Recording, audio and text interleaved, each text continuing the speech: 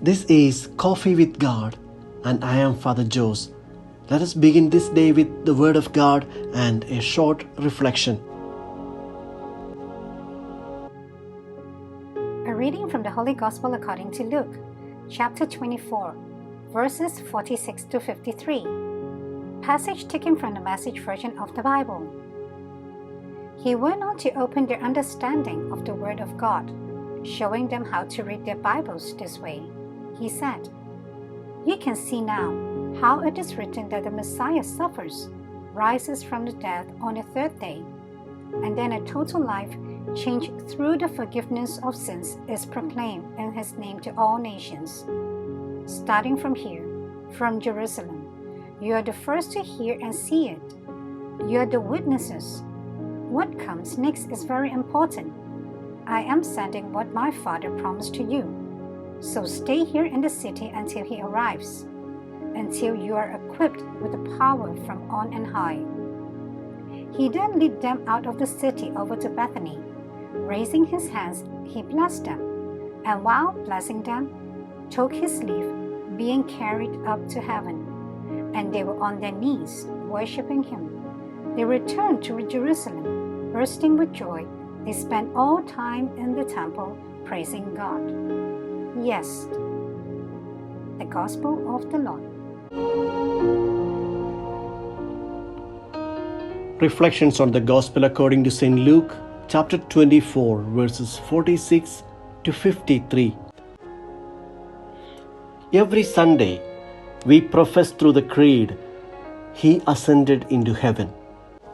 Ascension is the grand finale of all Jesus' words and works done for us and for our salvation. It is a culmination, but not the conclusion. As Jesus is now with God in glory, so Jesus is with us now in spirit. Behold, I am with you always. Jesus did not wait 40 days to be glorified at God's right hand.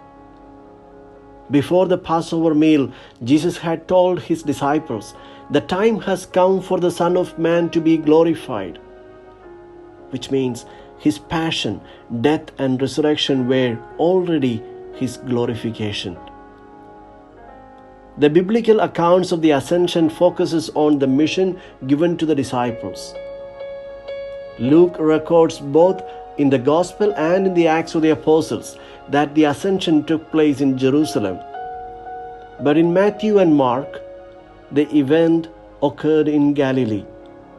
According to Luke, the Ascension happened 40 days after the resurrection, but in Matthew and Mark, there is no indication of the time period between the resurrection and the Ascension. The Gospel writers were more concerned with the message of the Lord than the event itself. Through His ascension, Christ has opened for us the way to heaven. Luke narrates how Jesus blessed His disciples before ascending to the Father's glory.